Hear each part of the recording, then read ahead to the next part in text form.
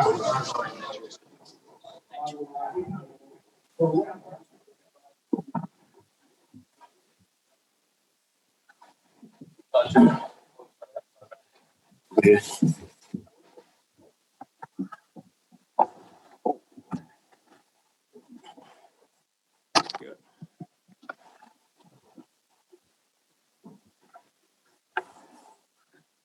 we'll start with Jordan Blackwell. Hi, Brendan, can you hear me? Hi, Jordan. Yeah, I can hear you, yeah. I suppose we're best talk about the three controversial decisions to start with. What were your thoughts on those? Probably like everyone, Jordan, I think the first one was never a penalty. Disappointed with the process in terms of how that was given, but I think it was clear it wasn't a penalty. You know, Yannick's been fouled, he's been pulled down, twisted, of course, his arms up because he's been fouled. Then the ball heads onto his arm and he's not even looking at it. So, yeah, it was a very, very harsh decision against us. And like I say, the process, you know, the fourth official didn't see it. The referee had given a corner. The linesman, who was quite a way away, gave it. And then obviously for it not to be looked at by Stuart was obviously disappointing. So yeah, I didn't think it was a penalty. And the two disallowed goals as well. What was your view on those? The first one, yeah, I can see a little bit. Might have been similar to Norwich, but I still think that it comes in. It's in the middle of the goal. I think the keeper's maybe thinking that Yannick's going to head it. He misses it and then catches him by surprise. And I think he can see the ball, but I can understand maybe why on that one. Maybe Barnsley is sort of half blocking him. But definitely Wolf's goal. The ball comes in, Barnsley's moving out. Everything's in front of the goalkeeper. He can see it. It's just a great leap. It's a great header. And at no time was he ever blocked from view of the keeper. You know, the keeper's 6'5" or whatever he is. And he'd seen it all the way. It was just a great ball in. It was a great header. So I think today we just never had the luck on our side with those decisions, and ultimately that cost us. Sorry to badger on about this, Brendan. Did you get have you been told about maybe a sort of a difference in interpretation of the rules that you could have two incidents so similar of this supposed obstruction in an offside position? Was Harvey aware that he was guilty the first time, and did he try to change it, what he was doing? Yeah, no. Well, if you watch him, he's come out earlier on the second one. I think it's just been unfortunate for him on both occasions, but most definitely on the second one, it's never been not a goal. So yeah, listen, you see it in games. You'll see teams that have two around a goalkeeper. You know, you've one around it, but there's I don't think there's any doubt that we should have had at least one of those two been given a goal. Can I just ask finally about the first sort of 50 minutes where you went behind? It didn't seem like you were quite able to get into your stride. What do you think was the issue for the sort of first 50 minutes? I thought we actually started the game well, Jordan, in terms of control, and had good positions on the field without ever really threatening a goal. But I think we arrived into good areas and pushed them back. So that was the first 20, 25 minutes. Then I felt we then started to play into where they would want us to go. We started to go in central too early, and then they were able to then break away from that. And I felt then second half we needed a little bit more penetration. We went back to sort of putting an actual winger on for Adi, who I thought was outstanding, and when he did come into the game.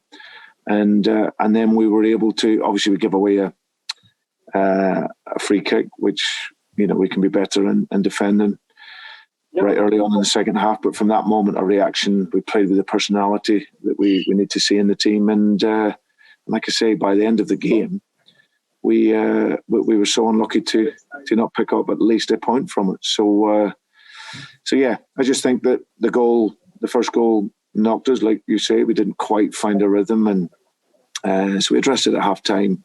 I thought second half we were so much better in the speed of our game, balancing the team, and should have got something. Okay, Rob Tanner. Hi, Brendan. Hi, Rob.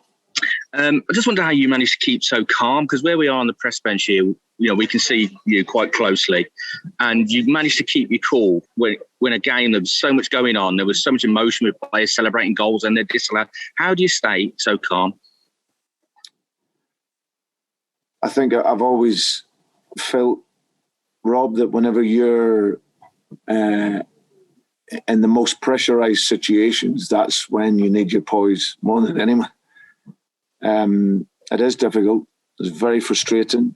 There's probably a lot more emotion going on inside than what you see. But like I say, I think it's, I'm not so sure. I know if I was a player, I wouldn't want to look over and see my manager always jumping about. So it is difficult. But that's, for me, my interpretation. I think in terms of real pressure moments and frustrating moments, you need to keep your poise and focus on the game, and that's what we try to do. How do you release that though afterwards? Because that can't be healthy, bottling all that up for 90 minutes. I know. It comes out at some point, but I think it's. Yeah, I've tried to always never get too carried away when we win, and never too disappointed when we lose. I was much happier today, Rob, with the team in terms of the control in the game. We're playing against a team that were very, very good football inside, who normally build the game very, very well. But I thought we pressed that, didn't really allow that so many times. And then first 20 minutes and for most of the second half, we were able to push them back in their shape and give away very few opportunities second half. So pleasing. I always analyse the performance level, and it's my responsibility to ensure that we can improve with the results. Finally, Brendan, from me, how do you help James Maddison get back to his best? Time, patience, support. I think it's understanding that no matter how confident someone is and how good a player they are, they'll always have a period in their career where the confidence isn't quite there. And you just always have to take them back to the basics. You've got to work your socks off. You've got to work even harder.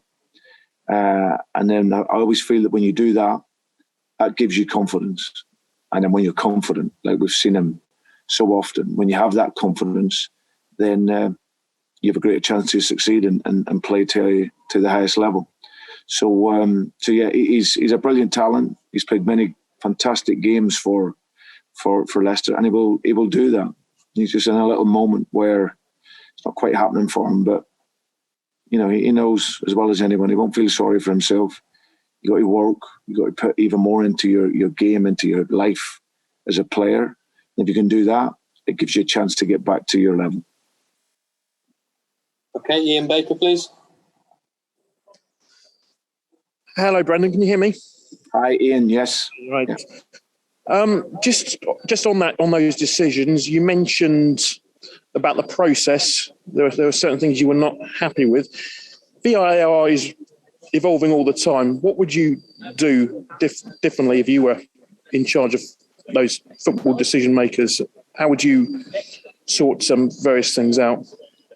I think it's probably just more the consistency of it. I think that I'm an advocate of VAR. I think there's many moments in games where the decisions are correct. I think the first penalty that they got today was, again, the process for me. The referee gives a corner, so he didn't feel it was a foul, and he's looking at it. The linesman gives a foul. The fourth official is unsure. And then the guy in the VAR has clearly said it without even having to have a look that it was a penalty. And the worrying aspect of that is that when everyone actually looks at it, you can see that Yannick's fouled. He's twisted. Okay, so his arm is up there, but that's because he's been fouled. So to get that given against you, it's hugely disappointing. Is that one you're angrier at than the other two? Not really. No, I'm not. I'm just disappointed. I think it's not a penalty, and that goes against us away from home, and so that's that was harsh on us. The two disallowed goals. The first one I can see a little bit.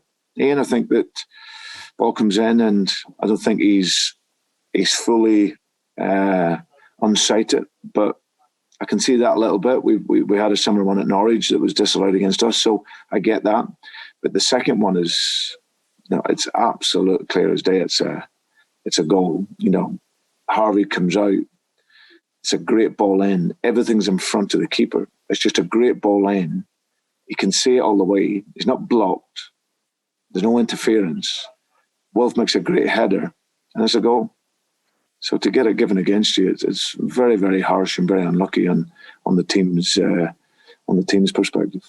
Can I just ask finally, Brendan, can Harvey learn anything from today in terms of the way corners go about and the way VAR is interpreted at corners like that? Yeah, it was something that we will have to look at. Harvey was doing what we'd asked him to do, because their goalkeeper is the one that he comes and can really dominate. You've seen one example in the first half when we didn't do it. He came and collected it and put them away.